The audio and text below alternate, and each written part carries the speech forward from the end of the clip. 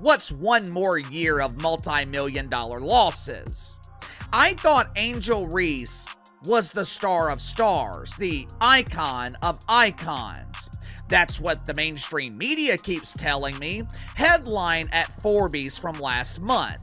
How Angel Reese and Asia Wilson are leading the WNBA's growth.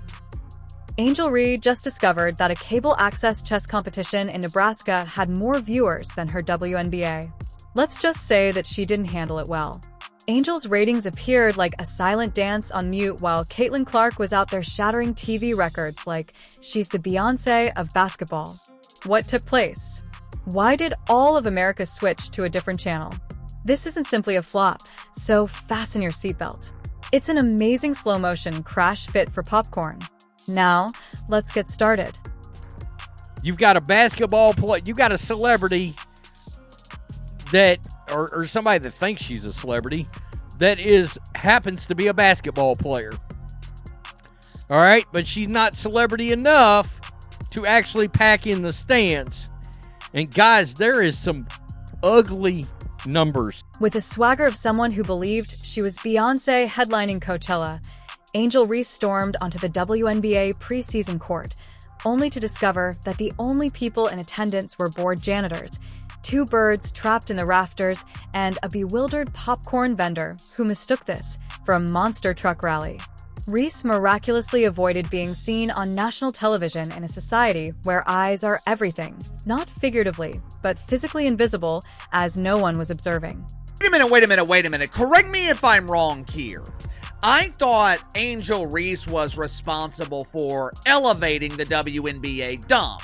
I thought Angel Reese was responsible for taking the dump and turning it into an unmonetizable turd.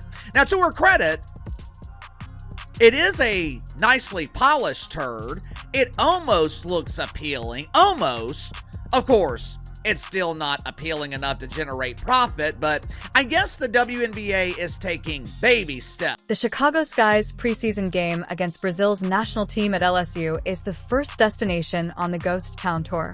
You would assume it would be a packed event with the Brazilian flair, Reese's collegiate fan base, and all of her excitement. It wasn't, spoiler alert. The game's TV ratings were so low that dial-up internet appeared to be quick. Compared to paint-drying competitions, entire continents tuned in less. The footage from the Mars rover attracted greater attention from NASA that day. A screensaver showing a bouncing DVD logo might have been used in place of the broadcast, and it most likely would have created greater excitement. All of you who tell us, oh my God, what a big superstar. Oh my God, transcendent. Oh my goodness, generational. Oh my goodness, so on and so forth. You guys do all the talking, all the yapping. Twitter fingers turn to can't even show up and buy ticket fingers. Let's fast forward to the second preseason game, Minnesota Lynx versus Chicago Sky. This was meant to be Reese's look at me now moment of salvation. It was, instead, look at me please. Does anyone know? During warm-ups, a few pigeons flew overhead and departed because they found the activity to be too dull. Reese anticipated confetti and explosions. She heard crickets chirping and an uninterested blogger tweeting live from a Wendy's. The scoreboard was boring as well. Look, one of the biggest stories to come out of this game is you're playing one of the considered to be top 4 teams in the league, the Minnesota Lynx, and nobody showed up to watch this game. All right. Again, 5 million Instagram followers do not equate to basketball fans. At one point, it seemed like a scene from a horror film as the camera moved across the stands. Like a deserted ghost town, rows and rows of vacant seats resounded. While staring over the Nielsen data in a basement, a network executive surreptitiously started searching for how to fake your own death on Google. Reed didn't handle it well, though. Oh no. She didn't simply dismiss it with dignity and modesty. She lost her mind. The hate into greatness, not Michael Jordan gasoline. Crazy. More akin to a villain from a 3-part reunion special on reality TV. Crazy. There was enough anger, cryptic emoticons, and passive-aggressive posts to fuel a whole season of Real Housewives. So I think it's time to finally, end the argument. End the argument that there is any sort of other needle mover that is even remotely close to Caitlin Clark in the WNBA. And again, the reason why we've got Hailey Van Lith up is because it was Hailey Van Lith's return as well as Angel Reese's return. Ironically, she wasn't very awful on the court. Statistically sound, maintained her position, and even had a couple moments that, on a slow news day, could have produced a respectable ESPN reel. But no one gave a damn. Not because she didn't perform, but rather because when the cameras aren't rolling and the spotlight is focused on something more glamorous, performance is meaningless. Welcome to the era of 4K highlight reels and viral moments, where substance is nothing without show. In the wilderness, Angel reblocks a shot, but nobody is nearby to see it. Does it produce a sound? No, not at all. Not even a murmur. Just a thump. A deep, melancholy thud as her PR team as a whole passes out from exhaustion. They're desperate to turn this into something redeemable. Overloaded computers are still open on Twitter tabs. There was no light on the internet. There was no scream in the headlines. The audience, since the game is no longer the main focus. It has to do with the GIF. You might as well have stayed on the bench if your hard work doesn't result in real-time meme weather magic. The worst form of irrelevance in the digital age is being invisible, especially when you're performing your job effectively. A real big game. Y'all talk a real big game. Y'all tell us just how amazing Angel Reese is. Y'all tell us how y'all ride or die with Angel Reese. And you know what? This ain't on Angel Reese. This isn't even about Angel Reese. It's about y'all. In the meantime, Caitlin Clark was igniting the sports world as if she had just learned how to dunk from the three-point line, someplace far, far away in a parallel universe where people actually watch women's basketball. Records were broken by the Indiana Fever's exhibition game. Caitlin went above and beyond simply showing up. Her game attracted more than just attention. TVs were essentially taken over by it. NBA executives, housewives, plumbers, and those who believed the WNBA to be a Wi-Fi password. Everyone paid attention. People arrived thirsty when Clark delivered the drink. It was electric energy. She was similar to a viral meme in the sports world, except instead of receiving likes, she was receiving threes as if it were her job. Spoiler alert. It is. However, poor Angel Reese. With all the excitement of a damp sock, her big moment came and went. Nobody appeared to give a damn. She did have her moment of trash talk, but it was more akin to Caitlin's full-blown extravaganza. Reese was still figuring out how to keep her sneakers from squeaking too loudly on the hardwood while Clark was dunking figurative basketballs from Mars. What a lost chance. Featured Caitlin Clark and the Indiana Felines against the best AAU team from Brazil. The Roo from Waterloo drew 1.3 million viewers, which was a 13% increase over the WNBA's regular season average on ESPN last year. Viewership also exceeded ratings for Game 1 of the WNBA Finals. ESPN is having a hard time keeping up with Caitlin Clark's own cinematic universe. To manage the excessive traffic, they had to create other digital streams. Every action taken by Clark is akin to a Marvel crossover. Social media is booming. Somehow, when she sneezes, it becomes popular as Angel Reese makes a layup. Her coach is over there, perhaps thinking about the depths of his own existential crisis, and he forgets to clap. Of course, Angel, tell us more about how you're altering the game. Everyone is listening. And then there's Reese's fans' illusion.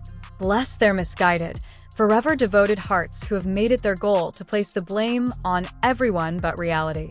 It wasn't sufficiently promoted by the networks, they weep. Yes, because a professional sports league ought to extend a warm welcome to a rookie who hasn't really played any games. They complain that it was a horrible time slot, right? Because the primary reason of the ratings apocalypse is unquestionably a 7:00 p.m. game. It was obviously unrelated to the utter quiet and lack of excitement surrounding the entire event. Caitlin Clark is really back, and so is that CC motion. Look, I know I've said before I don't want to talk about repeats, and this topic isn't really brand new, but it feels fresh in a sense because we finally saw Caitlin Clark back out on the basketball. This is an interesting statistic. 1.3 million people watched Caitlin Clark's exhibition game alone. Even a tiny town's inhabitants could not be gathered by Reese's games. Her ratings would now be surpassed by a live video of a potato rolling down a hill. When minor league curling begins to pull greater numbers, you know it's awful. However, the contrast is what makes it funny. Truly, gloriously funnier. Reese and her team have created a media persona that makes her seem like the lead of an unfinished biopic. She has the big talk, the walk, and the gloss. She enters every arena as if it were the Met Gala. However, as the cameras rolled and the lights came on, no one turned up to see the film. Even if you dress it up, it's still karaoke night at a depressing pub if you're performing in front of an empty room. In comparison, Caitlin Clark could do a photo shoot in a barn and still have fans, drones, and perhaps a few bewildered deer who are just looking for her autograph. Not only did the Fever break ratings, they create a cultural moment. She is spearheading a movement rather than merely having fun. Ree believed she was entitled to this level of fame without having to put in much effort. If you guys did not see, right here, the Fever Brazil game came to 1.3 million viewers. 1.3 million viewers to an exhibition game. Not even a preseason game. An exhibition game. An exhibition game. An exhibition game. They came to an exhibition game. Or say they came to watch an exhibition game. That was a 60-point game, and Caitlin Clark checked out at the end of the third quarter. And it averaged 1.3 million viewers, which is absolutely crazy. I'm not saying this to crap on anything else because I think the WNBA finals numbers were very good last year and they got better as they went along. It's just more about how impressive it is that a preseason game in any sport, right? Forget Caitlin Clark for a second. Forget any of those things. That a preseason game in any sport could outrate any game of the finals championship series. And the context on the NBA preseason games, the last NBA preseason games to do so, both to outrate that game, both involved LeBron James, and one was his first game with the Lakers. The other one, the one in 2017 there, as you can see from this Rebecca Lobo tweet, barely outrated this. And there's the graphic from ESPN as they share it. Average of 1.3 million viewers, a peak of 1.6 million viewers. That's up 13% from the regular season last. Oh, and the shade. Reese did not respond to all of this with a quiet moment of introspection or a graceful retreat for some much-needed introspection. No, it was a traditional deflection.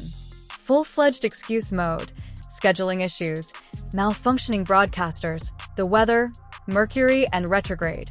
Everything but the product itself. God forbid that the basketball is the problem. But for a moment, let's be honest. It's not the media's responsibility if you've built your entire brand on hype and no one attends the party you promised. You are responsible for that. The expectations were set by you, and, shockingly, you fell short of them. She had the opportunity to use this for growth, a moment to press the reset button, take stock, and decide, okay, time to get back to work and make this right. However, she opted for pandemonium instead. She decided to spin everything by doubling down. Because you begin to perceive every critique as a personal assault or, worse, a massive plot against you when you mistake attention for sincere admiration. The main character is given energy without any real storyline. Unless you, Angel Reese, and all of those bums can't dish up a couple dollars to watch Angel Reese play, and it's pathetic because Angel Reese had a damn good game. Damn good game. Showed off her new Reebok shoes, looking pretty good. Picked up right where she left off, 15 points, 10 rebounds, 4 for 7. The double-double is back. The double-double is back. Angel Reese is back. Chicago Sky is back. Tyler Marsh. The ball movement in the Chicago Sky, night and day compared to last year. There's no pound from Courtney, from Vandersloot to Nurse to Reese, to Cardoso, to Atkins, it's to Onyenwere, to Williams. The ball was moving. The ball wasn't sticking in one place. Chicago Sky looked pretty good. I'm not going to. Not to mention that Reese's own camp was really excited about her preseason. Dramatic press photographs, teaser trailers, and tweets suggesting that she was Diana Taurasi's second coming were all present. Before she ever dribbled the ball, they almost printed her visage on t-shirts. Every media outlet was eagerly anticipating this historic event in basketball history. The actual outcome was fewer viewers than the majority of YouTube unboxing videos. Yes, it's that awful.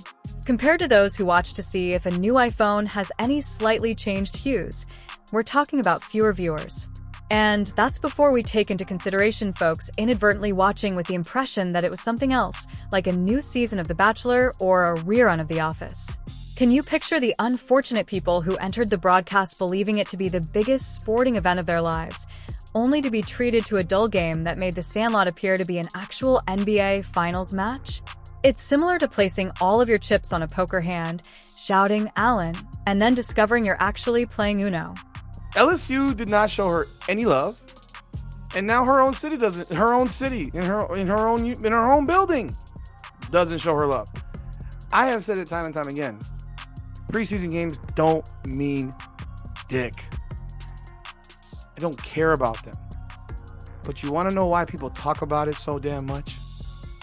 People talk about it because y'all constantly want to remind everybody that folks are watching her games too. She is the one that said, people are watching the game because of me too. Well, that's not wholly accurate.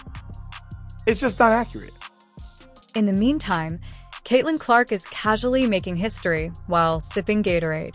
She doesn't have to yell that she's the moment. The moment is her. People genuinely come to see her, not just because she says so. With so many people yelling at each other, the Indiana Fever Games suddenly resemble Coachella. Reese's games have all the energy of a calm Tuesday morning, but they also resemble a community college gym class. Although some may argue that comparing the two is unfair, let's face it, Reese initiated the comparison. After providing it with food and care, she positioned herself as Caitlin Clark's competitor, the purported second act in plot twist in this show. According to the ratings, it seems more like a one-woman show with Caitlin Clark as the main character and Angel Reese as a spectator. Oh no! For the supporting part, nobody is paying attention. Unfortunately for Reese, that's precisely what the data indicates. When the scoreboard and the fans have other ideas, you can't just call yourself a rival. I apologize, but Reese and reality are the only rivals in this situation. Caitlin Clark is really back, and so is that CC motion. Look, I know I've said before I don't want to talk about repeats, and this topic isn't really brand new, but it feels fresh in a sense because we finally saw Caitlin Clark back out on the basketball floor, and we all had our reactions. I mean, she had that iconic moment, really, in a sense, for an exhibition, for a preseason moment, a legend. Reese's game, though. However, you cannot enter sports history through Instagram. That need proof, numbers, and eyeballs. Additionally, Reese now has a TikTok filter's statistical footprint. Flashy, but as soon as the battery runs out, it disappears. When they saw the facts, even the WNBA most likely winced. Selling the next big thing is difficult if it doesn't catch anyone's attention. It's similar to advertising a big-budget film that fails on its first weekend and then blaming the popcorn. Yes, there was a lot of hype, large personalities, even greater demands. Where is the content, though? The numbers simply don't add up. The spiral has only just started, which is the hardest part. Since the story has already been established, it's a thorough one. Reese did not fall softly. She let out a loud flip. Even the royal room was empty after she proclaimed herself the queen of the court. These days, every game has baggage. Each airball reverberates more loudly. Every failed layup becomes a viral moment that makes you wince, a meme, and a new hashtag. You can't unfollow the scoreboard because the media machine she created to advance herself is now consuming itself. The internet won't forget, and numbers don't lie. I've seen all kinds of comments in my live. I've seen comments on my videos. from Angel Reese fans. And then, hey, you know what? I appreciate y'all comments. But I'm sure I'm going to hear all kinds of comments now, and I'm fine with it. Bring them on. Defend your stance. Defend what you stand on. Because they could not give tickets away to the Chicago Sky Minnesota Lynx game yesterday. Couldn't give them away. People didn't watch her game versus Brazil. LSU fans didn't show up for her, and I got 1,000 reasons about baseball. But let's talk about it real fast. Welcome back, everyone, to another edition of Caitlin Clark is acting like a celebrity, winning supporters, packing stadiums, and making basketball the main story rather than drama. It serves as a clinic on how to get up without creating a commotion. Just performance, greatness, and numbers. No tricks, no mysterious social media outbursts. Hype without substance is like frosting without cake, and Rhea is discovering this the hard way. For a moment, it's sweet, but it's soon regrettable. What'll happen to this self-described hoops royalty next? A reality check, hopefully. She will be the only WNBA player whose social media engagement exceeded that of her whole professional debut, if the trend persists. Perhaps it's time for Angel in a world full of Caitlin Clark-say. Rhea began concentrating on being a baller instead of attempting to be a brand as of right now. Network confidence is the only thing she's destroying.